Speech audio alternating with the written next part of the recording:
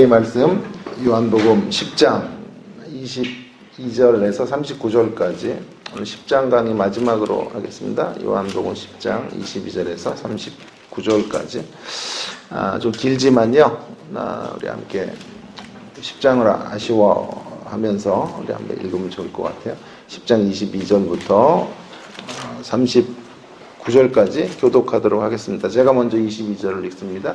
예루살렘의 수전절이 이르니 때는 겨울이라. 유대인들이 애워싸고 이르되 당신이 언제까지나 우리 마음을 의혹하게 하려 하나이까. 그리스도이면 밝히 말씀하소서 하니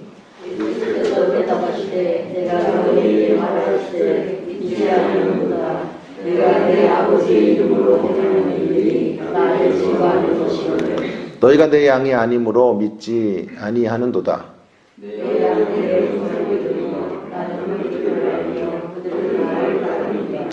내가 그들에게 영생을 주노니 영원히 멸망하지 아니할 것이요 또 그들을 내 손에서 빼앗을 자가 없느니라. 그들을 주신 내 아버지는 만물을 주시니 아무도 아버지 손에서 빼앗을 수 없느니라. 나와 아버지는 하나이니라 하신대. 예수께서 대답하시되 내가 아버지로 말미암아 여러 가지 선한 일로 너희에게 보였거늘 그 중에 어떤 일로 나를 돌로 치려 하느냐.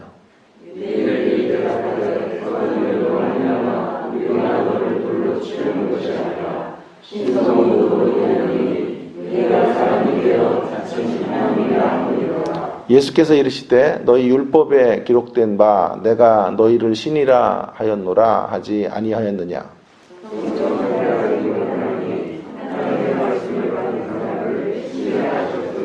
하물며 아버지께서 거룩하게 하사 세상에 보내신 자가 나는 하나님의 아들이라 하는 것으로 너희가 어찌 신성모독이라 하느냐.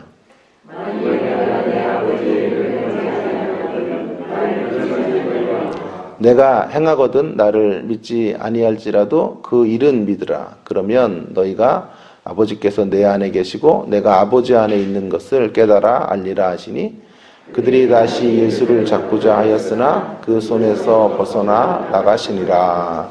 아멘. 오늘 당연지사라는 제목으로 함께 본문을 좀 생각해 보려고 합니다. 당연지사라고 하는 한자는 마땅한 일이라고 하는 거죠. 마땅한 일이라고 하는 건데 인터넷에 좀 당연지사를 쳤더니 이런 예가 나오더라고요. 김장철이 다가오는데 해남 배추 재구매 당연지사. 그런 게 이제 흔히 말하는 당연지사인데요. 저는 예수님 믿는 것과 당연지사의 상관성에 대해서 좀 이야기하려고 합니다. 예수를 믿는 것은 당연지사인가요? 마땅히 당연지사가 되어야 하는데 언제나 그렇지 않다라고 하는 것이죠. 오늘 이제 그것이 당연지사가 되지 않은 사람들 이야기들이 오늘 소개되어져 있고요.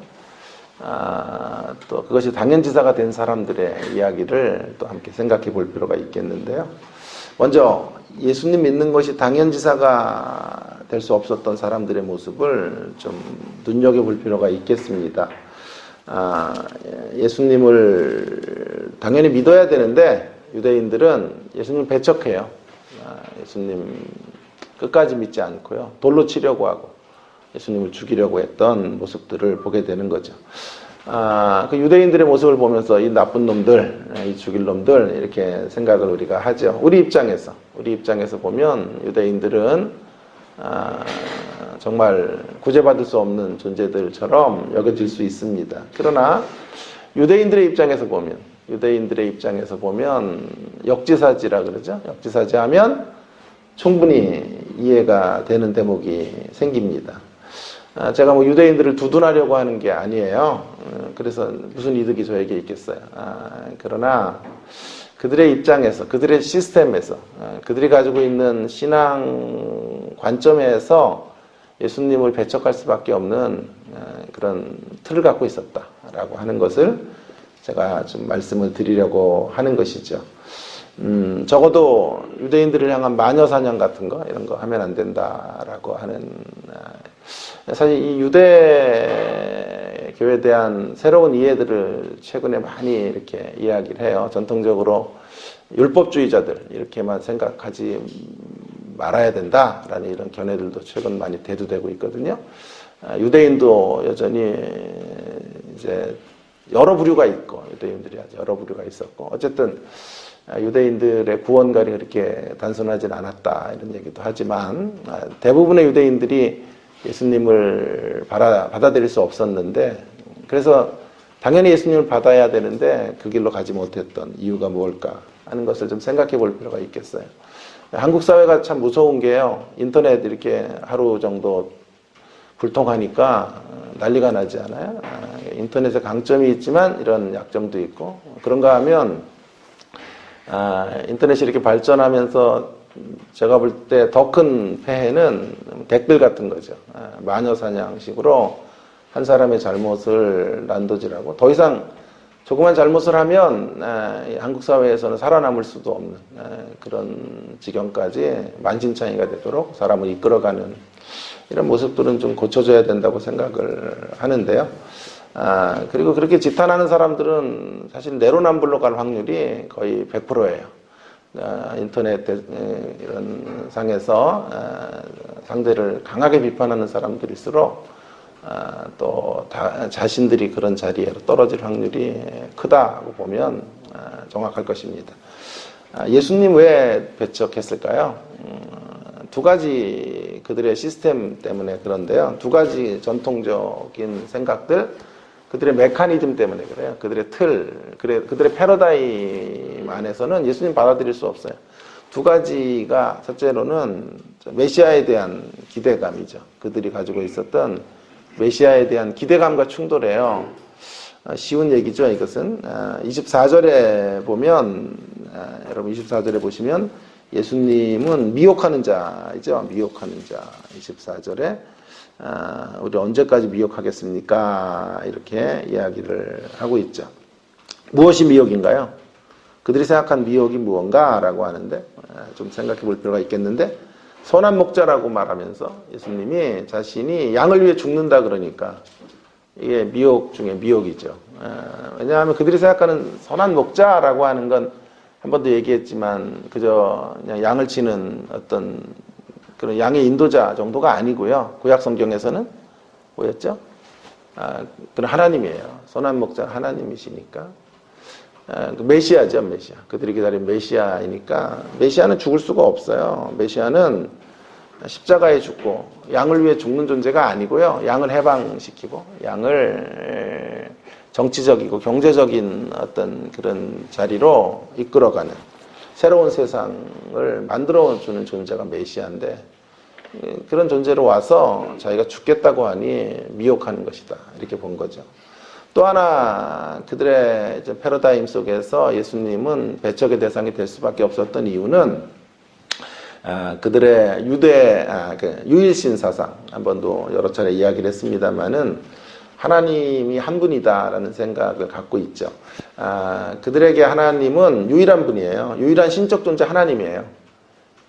성경은 바로 이 대목에 오해가 없기 위해서 이미 성경이 시작될 때부터 복수성을 이렇게 집어넣거든요. 그래서 우리의 형상을 따라 사람을 만들자 이런 식의 이야기들로부터 이미 시작을 했기 때문에 신적인 존재가 하나님만이 아니라 예수 그리스도일 가능성들을 계속해서 상정을 했는데 유대인들은 뿌리 깊게 그런 메시지들을 놓치고 그런 것들을 좀 다른 해석법으로 풀어내므로 예를 들어 뭐 우리라는 건 장엄의 복수 이기 때문에 하나님은 여전히 한 분이셔야 된다 이런 식의 생각을 하면서 빠져나가게 된 것이죠.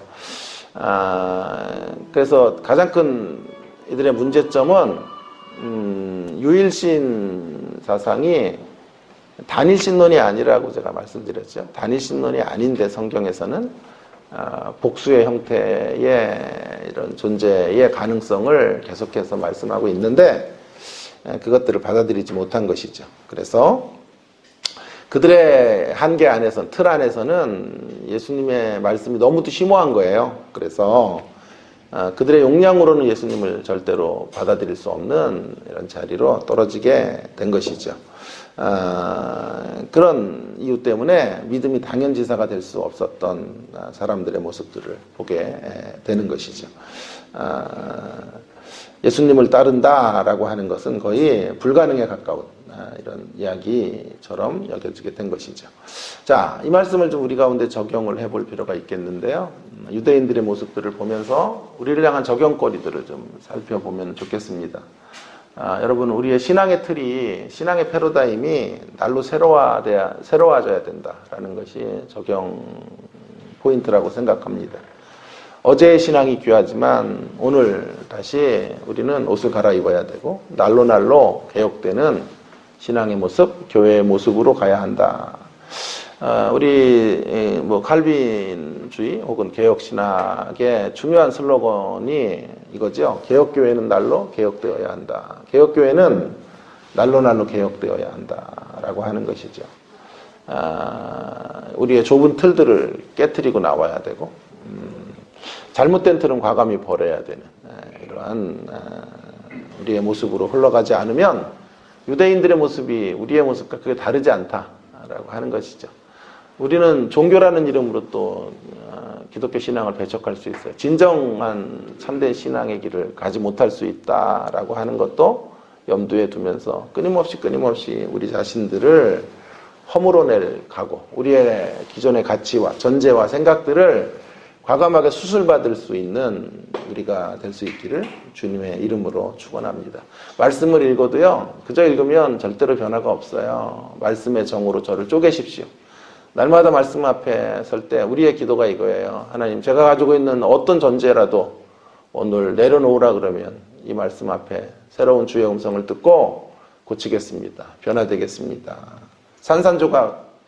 저를 산산조각 내시고 주의 뜻을 제 마음에 다시 한번 허락해 달라고 간구하는 사람들, 그렇게 겸손히 자기를 낮추는 사람들만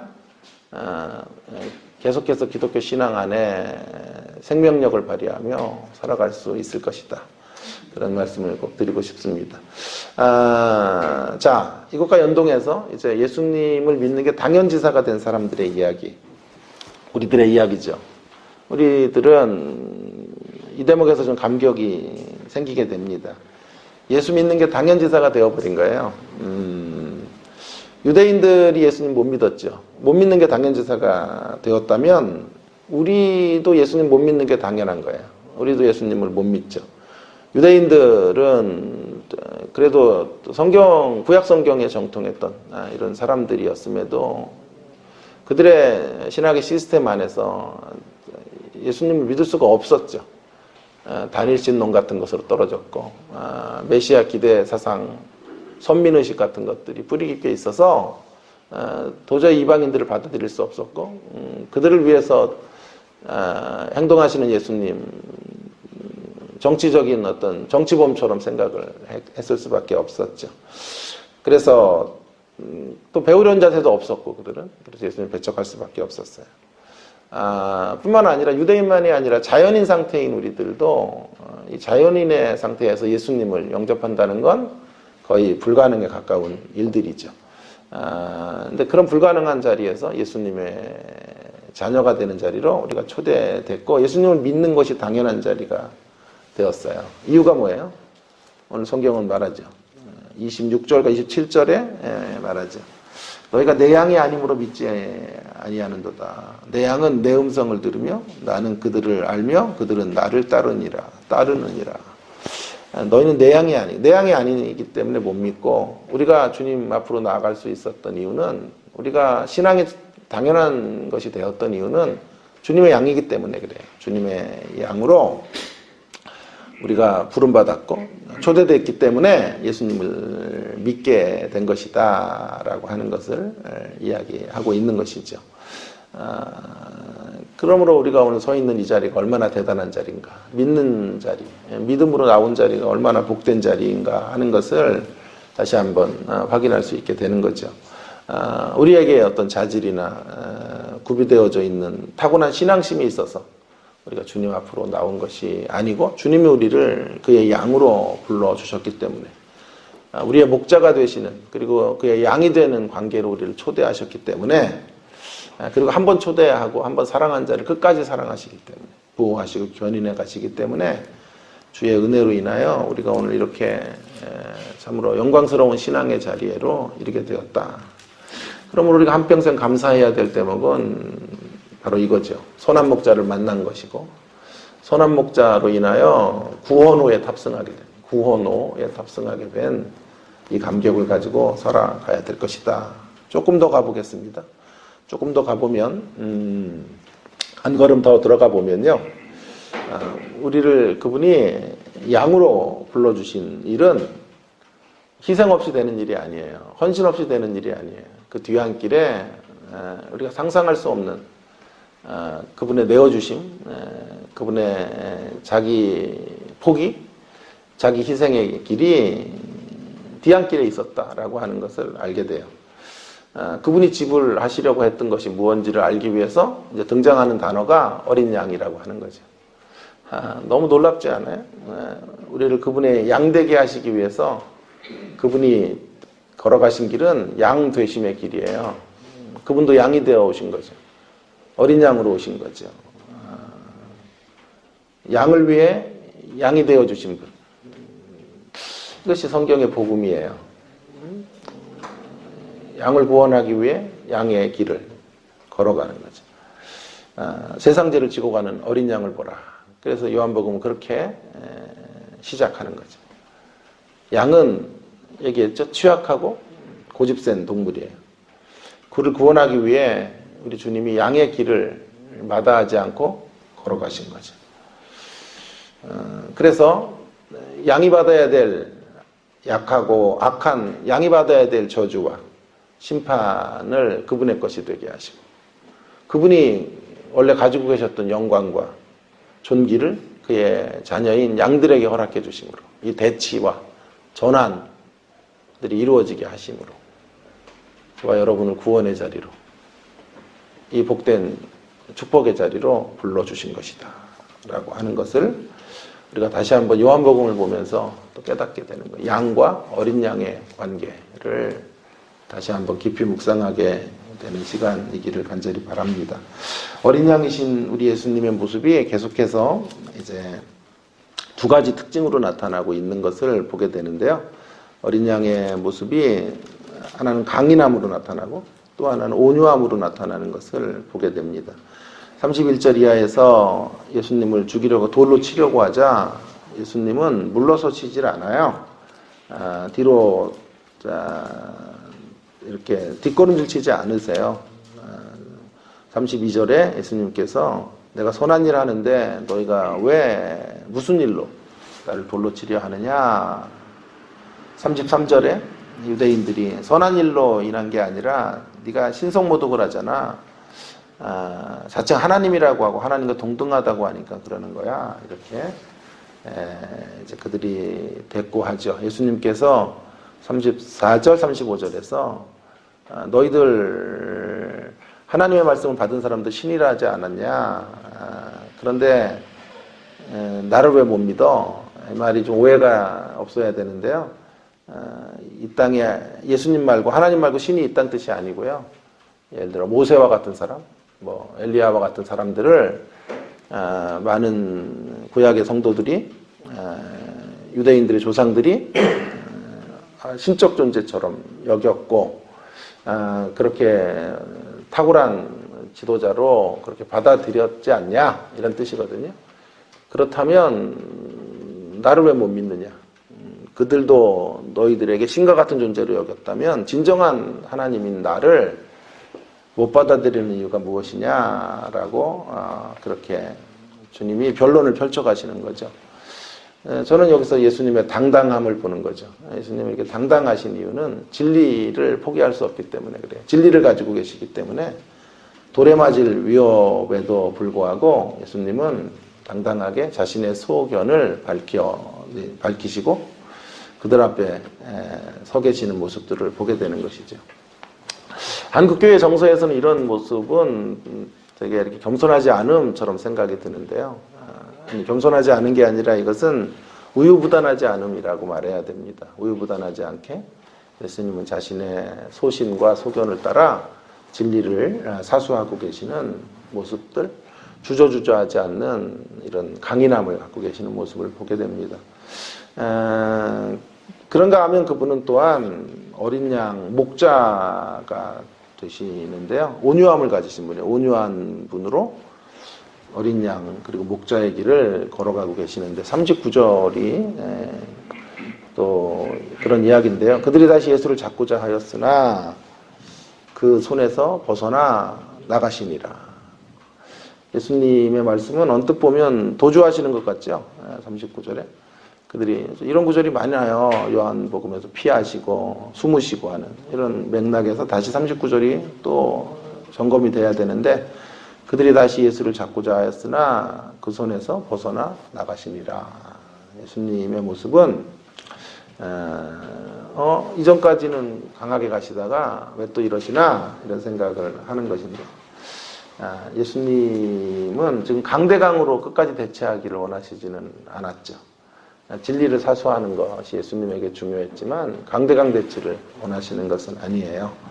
진리를 사수하되 악을 악으로 갚지 않기를 예수님이 원하셨고 분노하는 청중들을 분노로 대하시지는 않고 계시는 거죠. 그래서 그 자리를 때때로 피하시기도 하시고 숨어 계시기도 하시는 모습들로 나타나게 되는 거죠. 이것을 온유함이다 라고 저는 정의하고 싶어요. 앞의 모습은 강인함이라면 이것은 온유함의 모습. 이 두 가지를 함께 갖고 계신 거예요. 강력함과 온유함을 가지고 예수님은 서 계시죠. 이러한 측면에서 저는 예수님을 다니엘의 진정한 다니엘, 참된 다니엘의 모습으로 이 땅에 오신 분이시다 이렇게 말하고 싶고 그런 인격을 보이고 계시다 라고 말씀드리고 싶어요. 다니엘서를 우리가 강의를 오래전에 했는데요.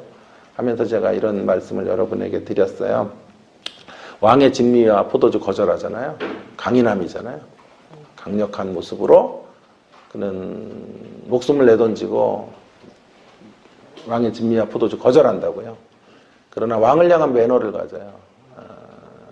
그는 교만한 모습으로 서 있지 않아요.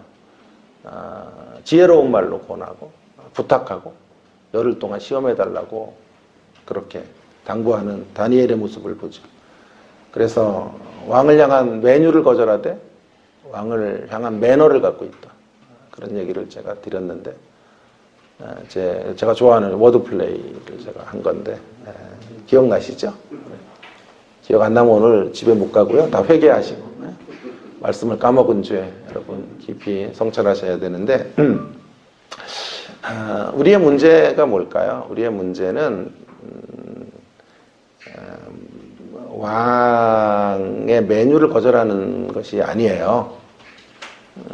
사실은 왕을 향한 매너가 실종된 게 문제예요. 기독교가 이렇게 세상에서 손가락질 당하는 것이 이유가 뭘까요? 우리에게 절대가 있어서 저는 절대 그렇게 생각하지 않아요. 세상은 모든 상대화된 시대로 가고 있고요. 절대의 가치를 강물에다 떠내려 보냈잖아요. 터가 무너진 시대. 절대에 좋은 틀들이 있었거든요. 그런 것들도 다 무너뜨렸거든요. 그리고 철저한 상대주의로 가는 세상. 공허하거든요. 절대를 다 허물었지만 공허해요. 채울 수 없어요. 그래서 기독교 신앙은 절대를 줘야 돼요. 절대 물타기 하면 안 돼요. 절대를 물타기 하면 안 돼요. 자유주의라는 게 다른 게 아니에요. 진리를 하향 조절하면 자유주의예요. 이성에 맞추면 자유주의잖아요. 그죠? 예수님 무리로 걸은 거 잘 못 믿잖아요. 이성적으로. 그러니까 그런 거 낮춰가지고 소통 가능하도록 만들면 무리로 걸은 거 아니고 제자들이 신화로 만든 거야 라고 가면 소통이 되니까. 진리의 하향 조절은 자유주의 신학이죠. 간단하죠. 저는 어떤 경우에도 우리의 신앙은 보수적이어야 된다고 생각해요. 뭐 보수라는 게 사례 많이 받는 보수 말고요. 예? 신앙을 지키고 이거는 아재 개구도 아니고 어떻게 되는 거예요? 자, 신앙을 지키고 사수에 가는 일에서는 양보가 없어요. 양보는 절대 없다. 그런데 사실은 그런 모습 때문에 세상이 우리에게 실망하는 것 같진 않아요. 우리의 판단 미스죠. 우리가 자꾸 판단을 잘못하는 거예요. 전부 상대화돼 가는데 기독교만 예수님 안에서 구원이 있다고, 예수님만 믿어야 된다고 말하고, 노라고 선언하는 게 너무 많거든. 하지 말아야 될 게 너무 많거든. 예? 그래서 그런 거 우리가 갖고 있어서 세상 사람들이 매력을 못 느낀다, 이렇게 생각하는 건 아주 잘못된 판단 미스라고 생각해요. 오히려 저는 이 절대가 상실된 시대에서 기독교는 절대를 가지고 있어야 돼요. 그런데 문제는 뭐냐면 어설픈 절대가 문제죠. 어설픈 절대. 절대를 담는 그릇이 문제죠. 그릇이. 절대를 어떤 그릇에 담아야 될까를 고민하지 않은 거죠. 내가 절대를 가지고 있어서 상대 사람들을 절대적인 이런 어떤 젠체하는 모습이라든가, 나만 절대 있다고 우월적 의식이라든가, 예의를 상실하는 모습이라든가, 매너가 없는 모습이라든가, 이런 모습으로 흘러가는 것이 실망거리죠. 그래서 기독교가 이렇게 천시되는 거죠. 우리 안에 절대가 있어서? 아니요. 그들은 진짜 절대를 그리워한다니까요. 어설픈 절대를 가지고, 절대, 유사절대, 제가 만든 표현이에요. 유사절대, 절대적인 신앙이 유사품이에요. 그런 거 가지고 쓰니까요, 문제가 되는 거죠. 저는 더 철저하게 성경으로 돌아가야 된다고 생각해요. 성경으로 돌아가서 성경의 원리를 강하게 외쳐야 된다고 생각해요.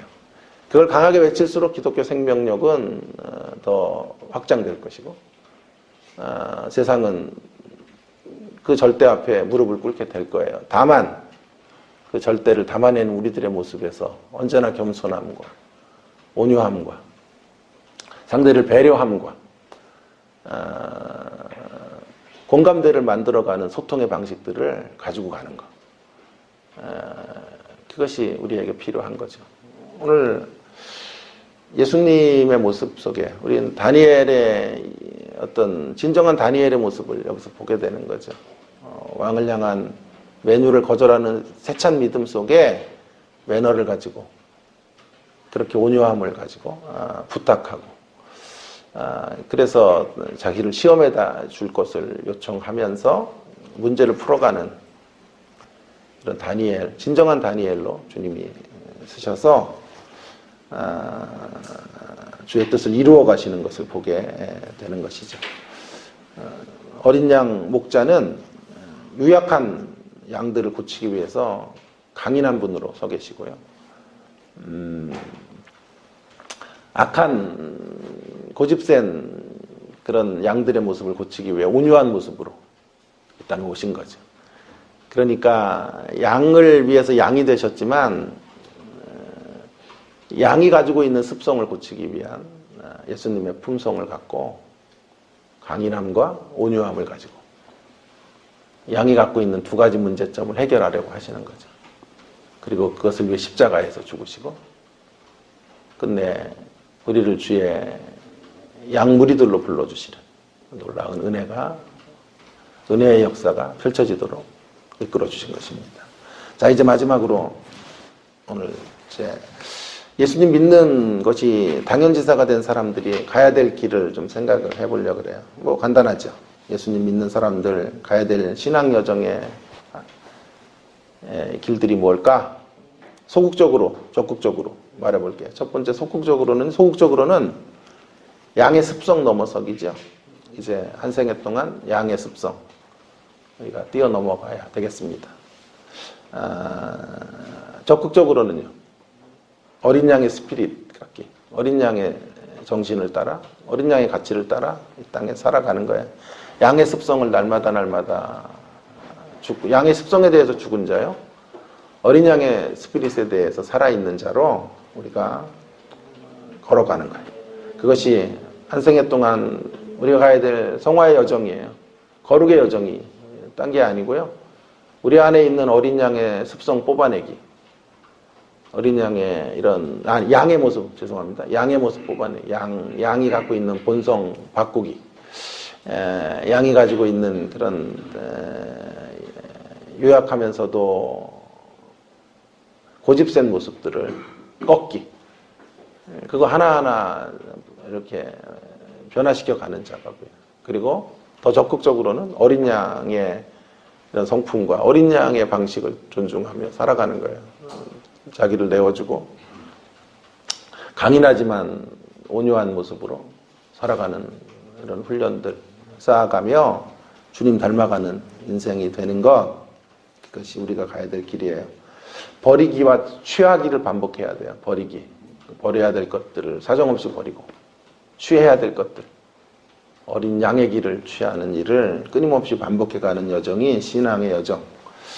여기서 청원한다면 훈련으로 되는 거예요. 훈련으로 우리는 만들어지는 거지.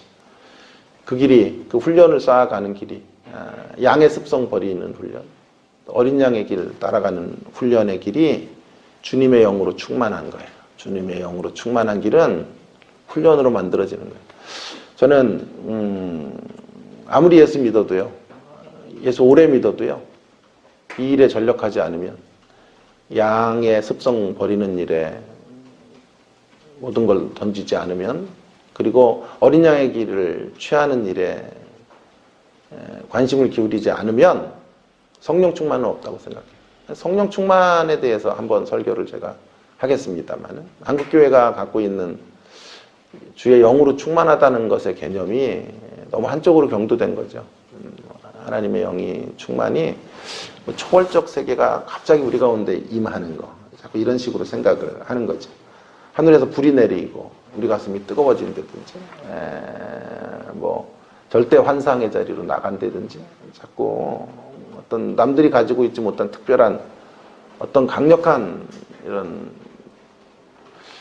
체험들이 우리 가운데 들어오는 걸 우리는 주의 영으로 충만한 시간이라고 생각하는데요. 이제 거기에 이제 한국교회가 가지고 있는 영성의 한계가 있다고 생각해요. 사실은 성경 안에서 잘 보시면요, 성경이 강조하는 주의 영으로 충만한 자리는요, 훈련으로 되는 거예요. 하루하루의 일상의 훈련이 쌓아지지 않고요, 성령의 충만함은 없어요, 사실은요. 그런 초월적이고 초자연적인 역사를 경험하는 사람들이 얼마나 될까요? 거의 불가능하죠. 거의 그런 식으로 하나님 일하시지 않죠. 일상을 매개로 하나님께서 이런 지속적으로 버리는 훈련, 취하는 훈련들을 쌓아갈 때 그게 바로 그 성령의 충만이에요. 말씀의 뜻을 따라 살려고 몸부림치는 게 주의 영의 인도를 받는 거 아니에요? 이런 쪽에 이야기들을 너무 하지 않으니까 어느 날 산기도에서 불받은 이야기로 전부 그것들을 환원시켜서 한방, 기독교도 다 한방치기예요. 그래서 주식 한 방으로 부자 되듯 이렇게 한 방의 은혜로 한 방으로 하나님 문제 해결하겠다는 거잖아요. 한 방으로 그냥 우리 안에 있는 이런 여러 가지 어려움들을 극복해내겠다라고 하는 것이 신앙의 요행이죠. 요행을 바라는 신앙으로 흘러가고 있는 거죠. 아니요, 그렇지 않습니다. 오늘 우리가 가야 될 길은요, 영으로 충만해지는, 주의 영으로 충만해지는 길인데, 그 길은 하루하루 양의 길을 부인하는 거예요. 양의 습성 계속해서 버리고, 어린 양의 스피릿을 따라, 정신을 따라 살아가는 사람이 성령의 사람. 그것이 성령의 충만함이에요. 그런 충만함이 우리 가운데 훈련을 통해 임하고 몸부림을 통해 들어오는 그런 길들을 걸어갈 수 있기를 간절히 바랍니다.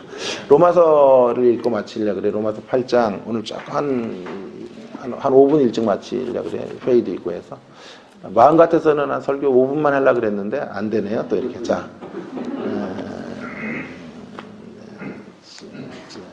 결심대로 안 돼요, 인생이요. 자, 로마서 8장으로 한번 가보겠습니다. 로마서 8장 마지막 구절 12절에서 15절을 한번 같이 읽어. 요즘 또 로마서에 이렇게 꽂혀가지고요. 자꾸 로마서만 묵상을 하네요. 자, 로마서 8장 12절에서 15절까지를 한번 제가 읽어보겠습니다. 그러므로 형제들아, 우리가 빚진 자로 돼 육신에게 져서 육신대로 살 것이 아니니라. 너희가 육신대로 살면 반드시 죽을 것이로되 영으로서 몸의 행실을 죽이면 살리니 무릇 하나님의 영으로 인도함을 받는 사람은 곧 하나님의 아들이라. 너희는 다시 무서워하는 종의 영을 받지 아니하고 양자의 영을 받았으므로 우리가 아빠 아버지라고 부르짖느니라. 여러분, 오늘 이 말씀에서 우리가 마치 육신에게 빚진 자처럼 살아서 안 된다는 얘기를 하는 거잖아요. 여기 빚진 자인데 육신에게 빚져서 내가 빚졌으니까 육신대로 살아야 된 것처럼, 빚을 갚으려면 육신대로 살아야 되는 것처럼 우리 그렇게 살아서 안 된다라고 하는 거죠.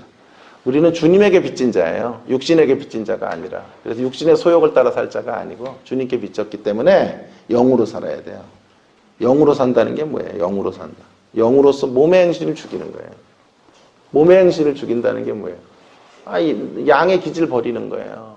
양이 가지고 있는 못된 습성들 버리는 거예요. 그리고 취하는 거예요. 뭘 취해요?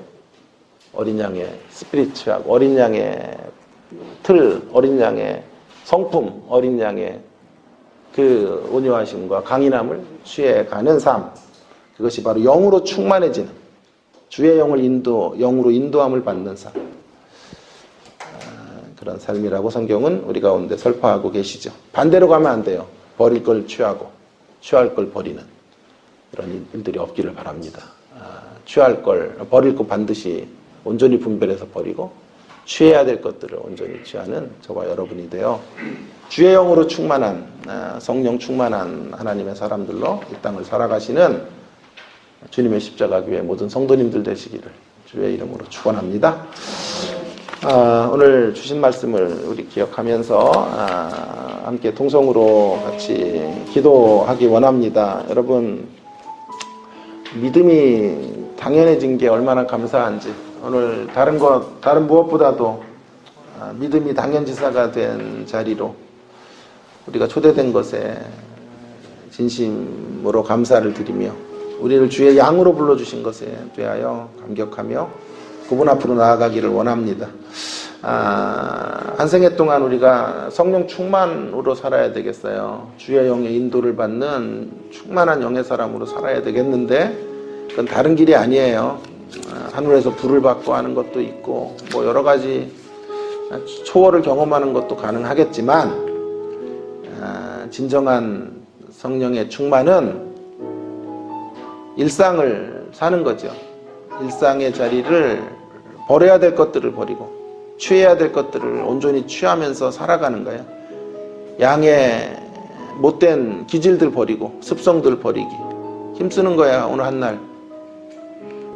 그리고 어린 양의 보여주신 그 희생과 자기 내어줌의 모습들을 따라, 그 정신을 따라 오늘도 살기로 결심하며 우리의 몸의 행실들을 죽이고 주 앞에서는 우리가 되는 거, 그런 성령 충만함을 이제 우리가 다시 한번 배워야 되고 그런 충만함으로 나가야 될 때가 되었다라고 하는 거죠. 함께 통성으로 주님, 그런 인생 날마다 양의 습성 버리고 어린 양의 스피릿 따라가는 저희들의 삶, 저의 삶 되도록 은혜 베풀어 달라고 통성으로 함께 기도하겠습니다.